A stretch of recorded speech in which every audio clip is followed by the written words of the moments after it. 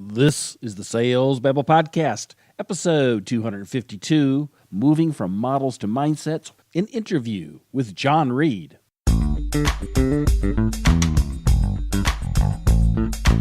Welcome to Sales Babble, the podcast that shares selling secrets for non-sellers. And now your host, Pat Helmers. Hello, Sales Babblers. This is Pat Helmers. And have you ever been in the situation where you've read a book on selling and you just absolutely loved it and said, Eureka, this is the solution to all my problems. And then you write down all kinds of notes on it, write out a total script on what you're going to say. You hop on the phone or you go to a presentation or you're in some kind of conversation and the whole thing just kind of falls flat. And the reason is, according to our guest John Reid, is that you don't have the right mindset when you started that conversation.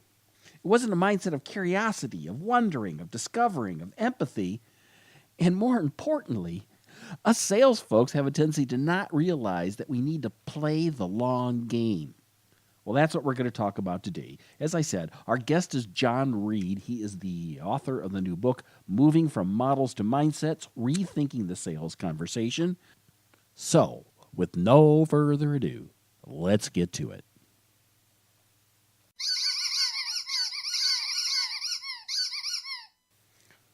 Welcome, John. Are you ready to babble? I am. Let's babble. John, last week you and I met on the phone. You and I were chatting, and you mentioned that you have a brand new book out. Isn't that right? I do. Moving from Models to Mindsets, Rethinking the Sales Conversation. That's the name of the book. Yeah, and I was really intrigued by that when I saw that on LinkedIn. And that's why I called you last week to learn more about that. What do you mean that models to mindset? In my industry, in the training and development industry, and particularly in the sales training industry, what we're taught and the way it is approached is that the model is the answer. That if you could learn the model and follow the model and listen to the model, that the model is the answer. And my belief system, after watching this go on for the last 30 years, is that there's a deeper need out there, and that's really to address the mindset. What does the mindset have to be? That models are interesting, they're valuable in a lot of cases, but they are simply not the answer. So we're sort of model agnostic when it comes to models, but we are very passionate about what's the belief system and the mindset that one needs to have in order to be effective in selling. Now, for a model, what you mean is kind of a way, like there's a ton of sales authors out there, and you and I chatted about some of them, who've got their way of doing, there's spin selling, right? There's conceptual selling. There's the challenger sale. There's all of these different, those are the kinds of models that you're speaking about, right? Yeah, and challenger is a good one, right? Because, if you look at the research and the way they came about their point of view, it's great. Like you go, this is good. I like all this. And then they make this transition that a lot of people do. And then here's how to make it come to life. And it becomes this very rigid, and I would say in their case, an effective model that has words like you got to teach the client, you've got to rationally drown them. It's like a steps you put people through. And so those models oftentimes will fail by their own weight because they're linear, they're sales focused, not buyer's perspective focused, and they don't really respect any of the art that goes along with all of this stuff. So they're kind of designed in a way for the lowest common denominator, the basic, and so middle performers, high performers go to these trainings and go, this isn't for me. I'm not learning anything here. I've interviewed so many people on various authors on various books, just like I'm doing with you. What you're saying is you babbled with a lot of people. I've babbled with a lot of people, so we've sat there and talked about like spin selling. There's a situation, problem, introspection, I don't even remember. No, it's like situation, problem, impact, need. Yes. Is that what it is? Yeah. There's and then somebody else will come out and say, oh no, there's three more questions you need to ask. Right. So I had one lady, she had the discovery, and I'm like, oh, those really were really good questions. Like, do you got money? And, and how urgent is this? And these are really good questions too. Like when you're qualifying people. So it just seems like that's just what people do. They come up with something, a pithy algorithm. I've done it myself. When I ask people to to qualify them, I say you need to sort them out. You need to ask a story question, an objection, an obstacle question, a transfer. And Isn't that what we just do, though? Isn't that what's? Yeah, I mean, yes. And so yes and no. So yes, yes, in that asking questions is something that we should do. But that's a great example of why the book exists, right? Because the book exists because it says that the mindset behind asking questions has to be one of genuine curiosity. And most salespeople aren't genuinely curious. They're quasi-curious. I'm curious about the stuff I'm trying to sell you.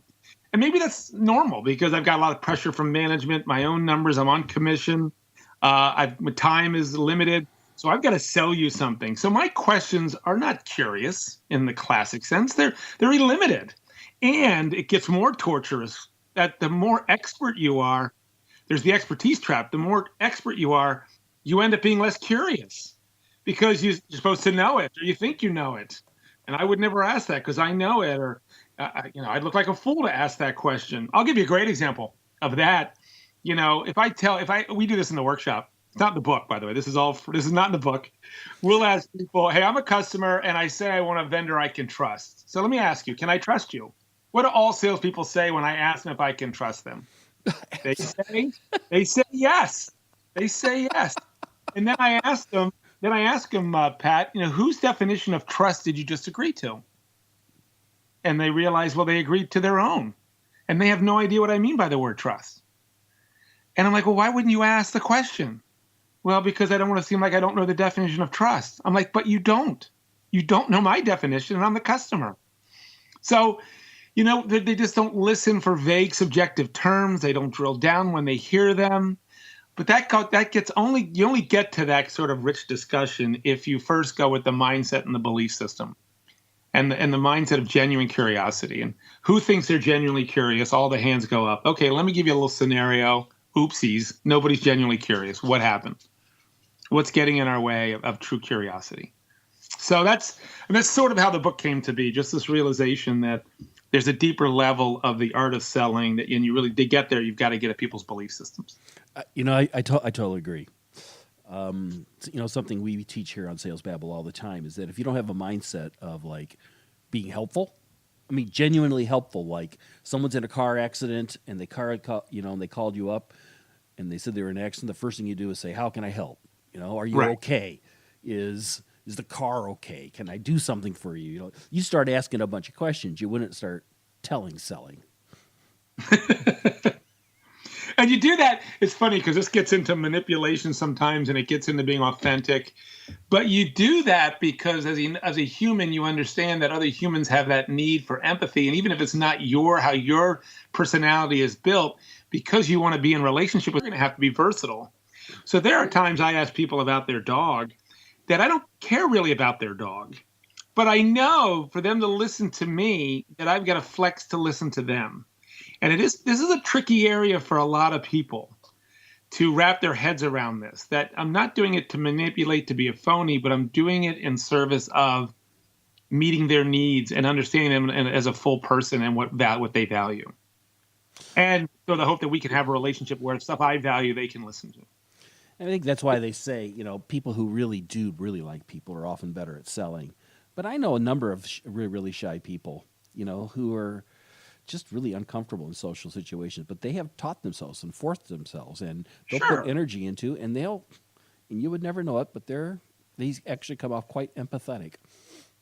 No, I've been around sales a long time. I started in the chemical industry for 15 years, and then I've been in this training and development industry.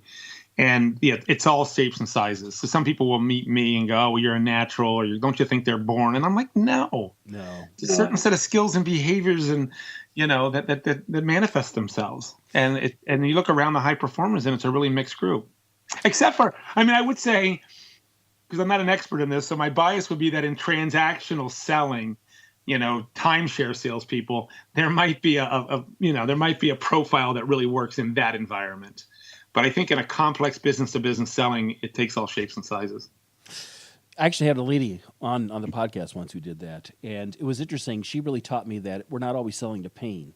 Many often we're selling to desire. Yeah. And I thought that was a really interesting twist. That is cool. So I think we're kind of agreeing that these models have kind of like some structure around them that may not work in all situations. Instead, you're just saying we need to like go to the mindset, which we've chatted some about. Maybe we could go a little deeper into that. In your mind, what makes for a terrific mindset for a successful sales professional? It's a good question, Patrick. I mentioned one of them. All right. I mean, genuinely curious, really curious, deeply curious. I'm fascinated by the limit to people's curiosity. How long have you been in the role? What did you do before this? What do you like about your role? What don't you like about your role? If I had your role, how would I find it? If somebody new took over, what would you want them to know that you wish you had known? I mean, I can go for days on just this guy in the new role, a guy meaning man or woman. But I'll get salespeople and they'll be like, yeah, I don't know. How long have you been here? And like, that's it. It's like, wow, there's so much you could find out and so much you could learn. So, and as kids, we are curious. We ask lots of questions, but that's a lost superpower because we get rewarded for answers for so long. And we see bad modeling that we really forget what genuine curiosity looks like. So I think that's one of them. The other mindset belief is that, I just have a point of view. I'm not objectively right. I'm subjectively right. This is a little bit of the ladder of inference for those of people that are familiar with it. But we're all inferential beings. We all make assumptions and we all form a belief. But we act like our belief is the truth. But it's just a belief. So I have a point of view, and I got to be fascinated in my customer's point of view. This is where Challenger really, I think, fails. Because they suggest, go get a point of view, and you're right, and go teach your customer your point of view. Well, no, I've got a point of view. I agree with Challenger, but be fascinated by what's their point of view. And what do they think about your point of view? And why haven't they done your point of view? And what about your point of view could work or not work? But, there's not a lot of humility in the Challenger teaching part of the model. Yeah, that's the issue I have with that method is the hubris there that I know better. I know better than you, which is highly unlikely. Yes. Right. It is. It's insulting. It's unlikely and insulting. You've done two. Congratulations. Yeah. Right. That's the struggle I have with that. And maybe you do know better than them, but it takes a long time to get there. You have to be in industry many, many years. You have to be in that industry for a long, long time. Have seen a lot. I mean, I remember being in that position many times where I really was the expert. And I knew what they were going to say before they would say it, but I had no problems being genuinely curious about how they got there. I didn't have that. But I had to act. You really had to. It's kind of acting, but you had to make it seem like they're coming to that same conclusion, that they're drawing that out of you, and that they're seeing that you know this from them, as opposed to me tutoring them. Yep. I mean, the other thing I think the mindset is, they have the answer and they want to buy. I mean, they have a problem. They have an opportunity. They have and they're smarter than we give them credit for. And I think salespeople work too hard. I always wanted to win, and I've been very successful in selling because I want to win on out understanding versus out persuading. People like to talk about themselves. If you talk, they want you to talk about them. So you talking about you is just grounds for objection creation. So let them talk. Ask them questions. Ask them what they would do, what they're thinking of doing. If they had an unlimited budget, what would they do? I mean, they can do a lot of the work. Salespeople work too hard. And I mean, I'm being facetious when I say that because we have a reputation for maybe not working so hard. But we work too hard on trying to make the sale versus let the sale come to us. We're working too hard. And so people get defensive, right? They fight or flight, like, and you're coming at me. My mindset is I don't have to sell you today. I mean, I'd like to sell you eventually, but it hasn't been today. And so then I have a freedom to be in the moment with the customer versus trying to push it. Now, it is a sales process. You want to have a sales call objective. All that stuff is good. And you can't be in a position where you need to have that sale today. Yeah, but look how many organizations said that, look, it's the end of the year. We want the numbers to be really good. You need to close some sales now, right now. Yeah. And I'm going to give you a 10% bump or something. This is something I've never done before. We're going to close all these deals, but it just puts sellers in a very uncomfortable situation. Yeah, and you don't want to be there. You want to make your number early in the year. You don't want to be in that place, right? You want to play. I mean, you want to play long ball. You want to play value added. I've never been. I've worked for a lot of different companies, and I've seen that happen, by the way. But I've never been in that position where I had to do that, where it was like, okay, I'm going to go do the wrong behavior now because of some short-term incentive. Oh, but it may not be a year. Just because you made your number doesn't mean things are constantly moving. Oh, we just rearranged the territories on you, right? Oh, what? Yep. Oh, Wait. That's not what you said you were going to do last January. And they have good reason, too. Like, I've been a VP of sales. I mean, I get this. Yeah. But I think that's right. I think it takes a while to have these kinds of conversations. And we have the right kinds of conversations with people over a long period of time.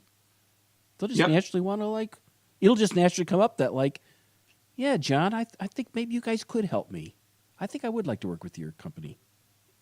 But if you look at the conversation we're having, this is not the conversation that happens in sales. Most sales training that's done.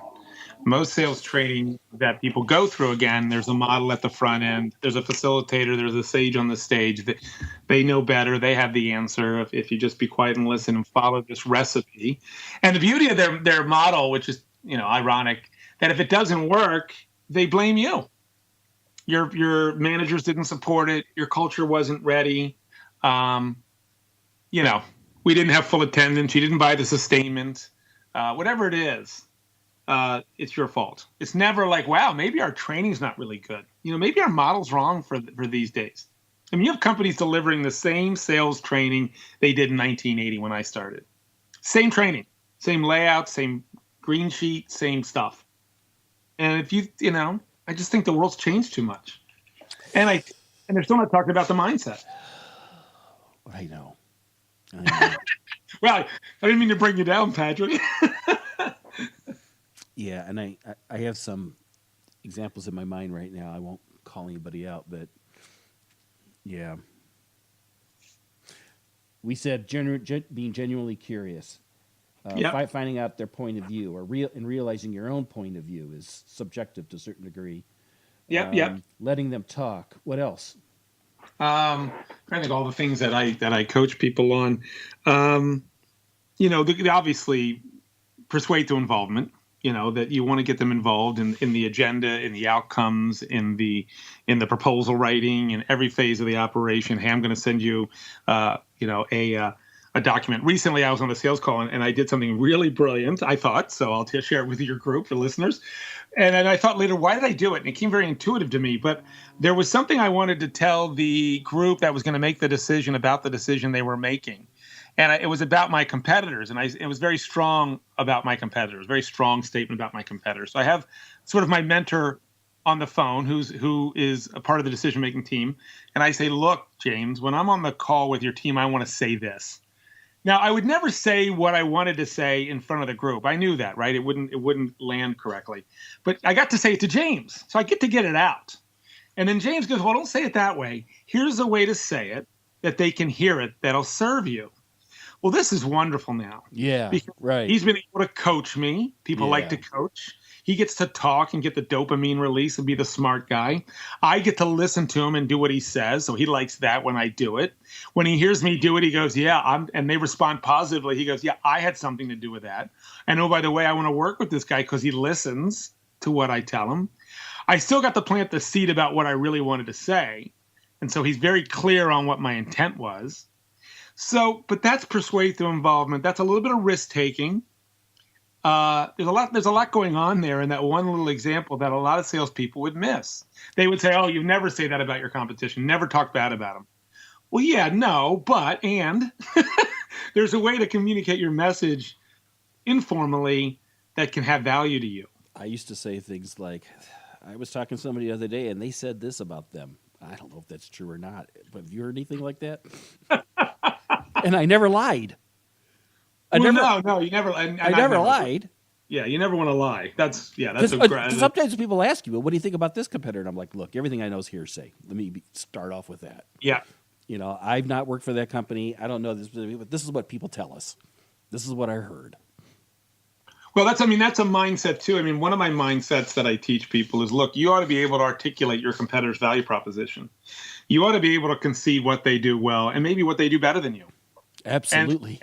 And you ought to be able to frame that in your own head and the customer's mind in a way, of course, that works for you, hopefully.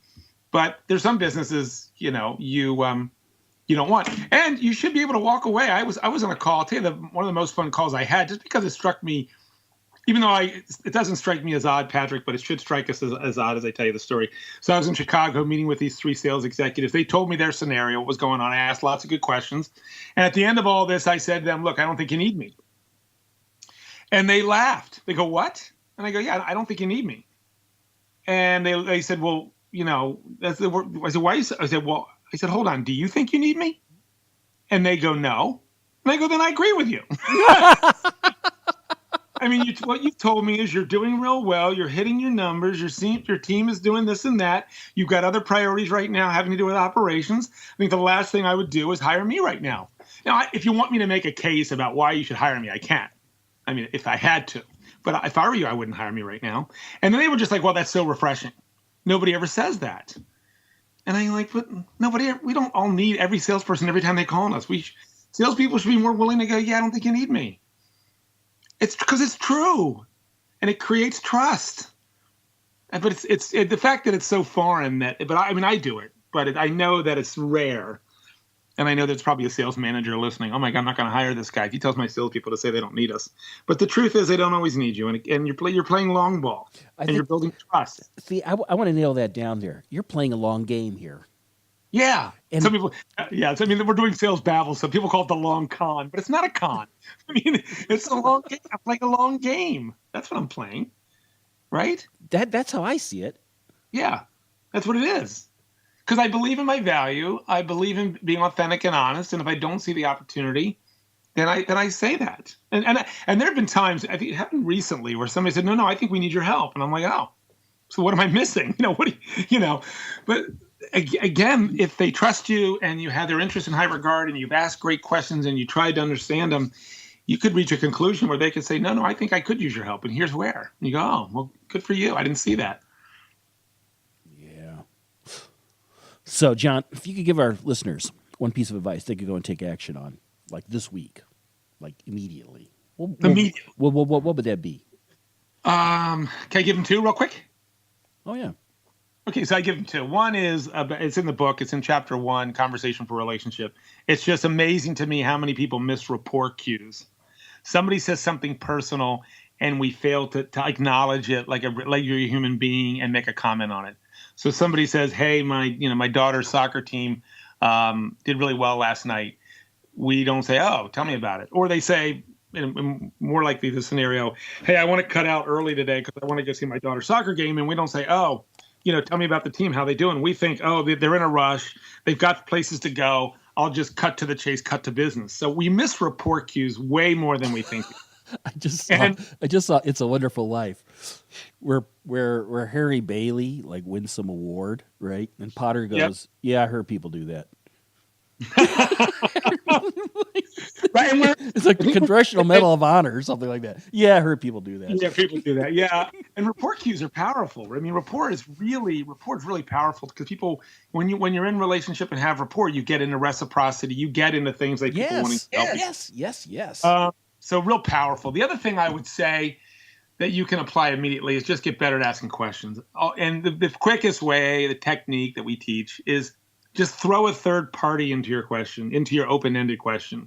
So not, Patrick, what do you find challenging about a podcast? Because Patrick would not have to answer that. You've done a zillion of these. So if I ask you what you find challenging, you're able to answer that almost in a comatose state. You don't have to think at all. But if I said to you, Patrick, I've never done a podcast before. If I took over your company, what kind of things do you think I would find challenging? Patrick first has to go, oh, well, knowing what I know about you and your background, or, here's what I think you would find challenging. Or if I said to Patrick, any third party, what would your competitors who run podcasts that you probably listen to, what would they find unique about your podcast? He'd have to think, okay, who are my competitors? Anytime you have the listener have to make a cognitive jump to another person, they have to think, and you can differentiate yourself on the questions you ask. And you can win on the questions you ask, not the solutions you provide. Think how easy it'd be to ask somebody in the B2B space. How would your customers see this? Yes. Yeah. It's easy. I sell training. What would the participants say? What would your customers say? If I was a fly on the wall at your sales meeting, what kind of things would I observe?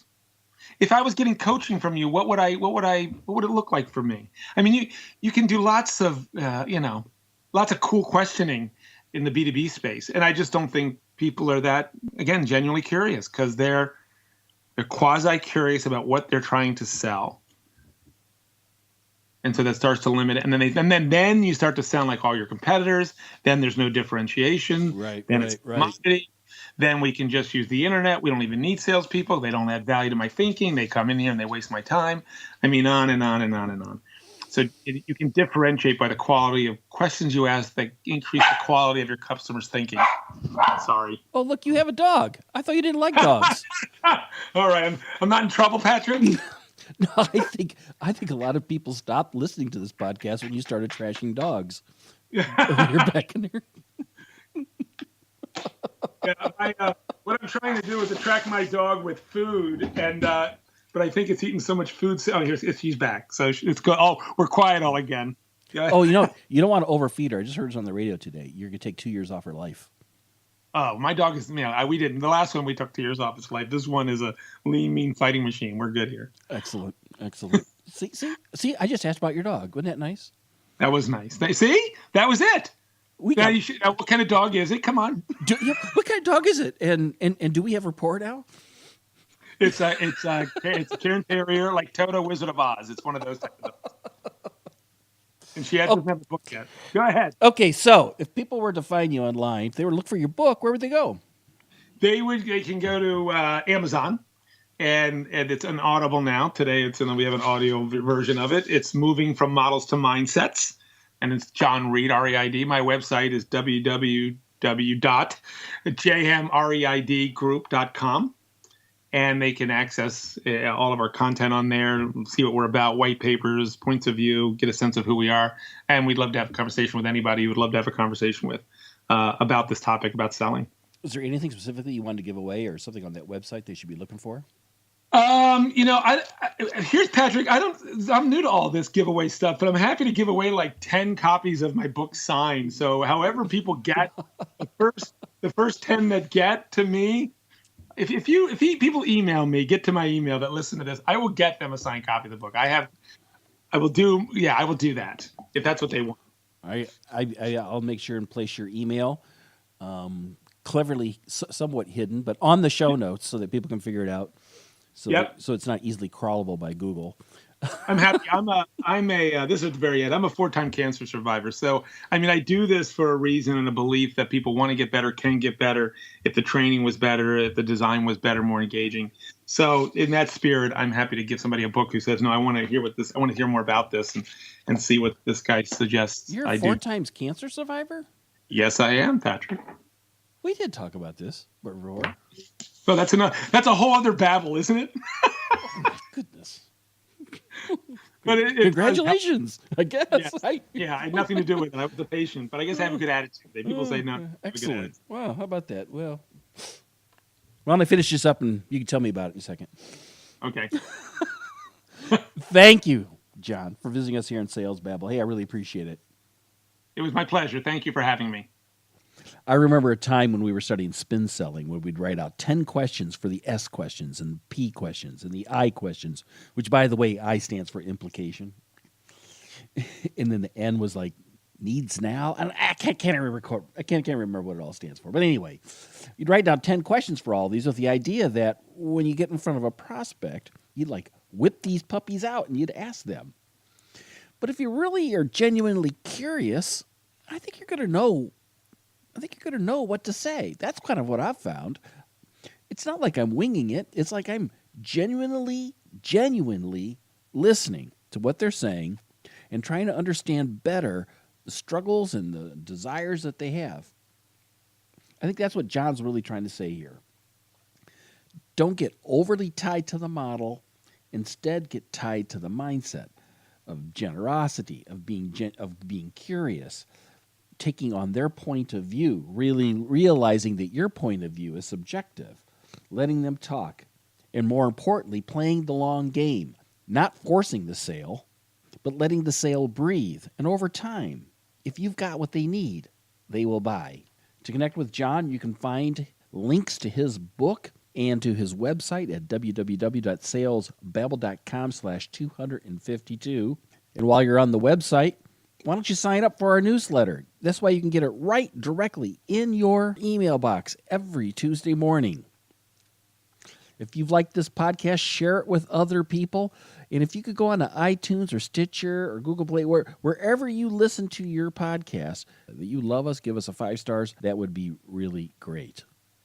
That's all I got for this week, folks. Until next week, take care and have a highly successful and a profitable selling day.